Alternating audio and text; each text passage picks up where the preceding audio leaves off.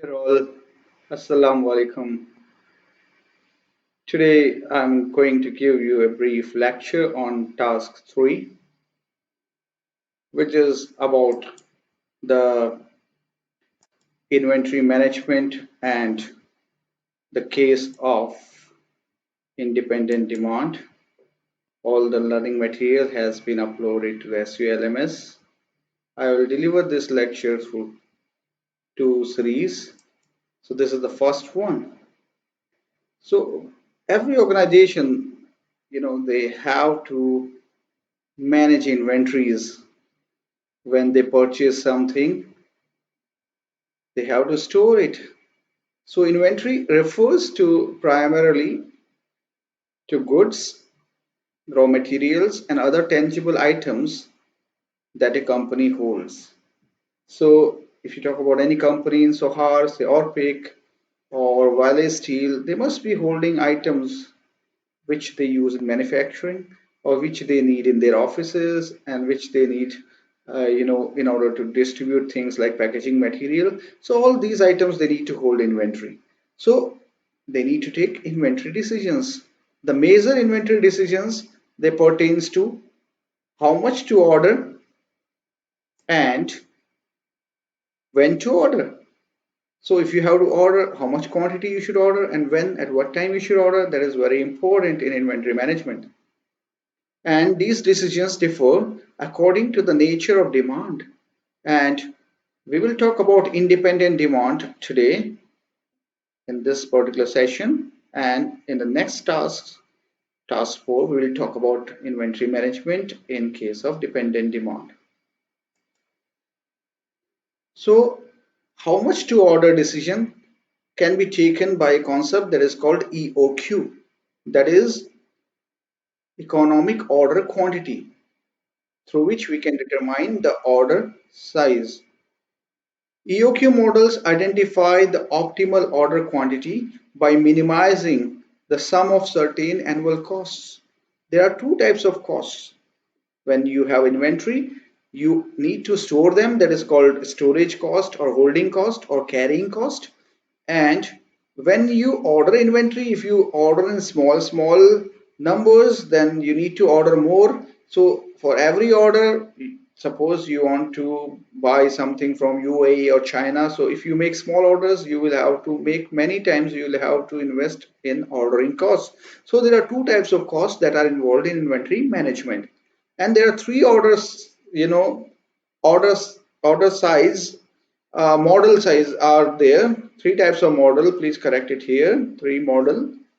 Okay, and one first is EOQ model. Second basic model is EOQ model with non-instantaneous delivery, and third is the quantity discount model. Okay, so three models based on which are used for calculating the order size. So we will talk about basic EOQ model. So it is simplest of these three models, and it is used to identify the order size that will minimize the sum of the annual costs of holding inventory and ordering inventory. As I told you, there are two major costs involved in ordering inventory management. One is holding cost and second is uh, ordering costs. So this is the first model here, which shows you in the picture. You can see that um, one axis, when you see on the x-axis you are seeing the time, on the y-axis it is showing you the quantities ordered. Okay, so when you see the first triangle here and you see at the top Q is written, that is the inventory, that when you order that much inventory you build, and this inventory comes at one time, like you order 1000 items, all 1000 items came and you store them. That means you build an inventory of Q. But what will happen as you will use these items in your plant or manufacturing center? You can see the slope. So with time, their quantity will reduce, the inventory will reduce. And at the end, you see there is a point when it is touching the x-axis, that is inventory becomes zero. And then again you order, before some time, that is called reorder point, when it is crossing and you place a order on the y-axis. You can see placing the order time. That time you place a order and then you get receive the order, and the difference between these two, which is shown as lead time in this diagram. Okay, so when you receive the order, again your inventory built, the second triangle you can see up to Q level. Again, you keep on using the inventory and it goes down and it builds up, it goes down. This is the organizational cycle here. Okay, so which are the two types of costs that are involved, and why we take account of these costs? So these total costs of inventories can be broken down simply in annual carrying cost and annual ordering cost. And I explained to you what is carrying cost. Carrying cost means when you store something in your godown, you give rent, you pay electricity bills and other things. So that means all those costs are carrying cost. And when you order something, when someone will go to pick it up, some transportation related cost will be there, insurance cost will be there, freight related cost will be there. They all will contribute to the ordering cost. So total cost of inventory is the sum of carrying cost and ordering cost, which are usually calculated annually. And this is the formula here, which can be calculated by TC, total cost, is equal to quantity, that is the inventory quantity, divided by 2. This becomes average inventory, multiplied by carrying cost, which is signified by H here, plus demand, annual demand, divided by Q, quantity, multiplied by ordering cost. So this you can take some time and study this, and I have given a boost to your understanding section in the SULMS. If you have any confusion, please refer to it. You will find it very fast, and with examples you will understand it quickly. So this is the behavior. This graph shows you the behavior of total cost. If you see one cost which is coming from the bottom and increasing slowly and constantly, that is the carrying cost. It shows that as the time passes, when you have more and more inventories, like on the y-axis you are taking costs, and the x-axis you are taking the quantity. When you increase the quantity, when you move along the x-axis towards increasing the quantity, that means your holding cost will increase, because you will need more and more storage and other things. And when you order in the small quantities, your ordering costs are higher. When you order in big quantity one time, that is extreme. You can see ordering cost is written, that side ordering cost is very low. Why? Because you ordered everything in one time, and one time ordering cost only you paid. But when you add the total costs, like these two costs, and the curve is shown by the red dotted line, that is the total cost curve. And you can see the total cost is the addition of ordering cost and annual cost.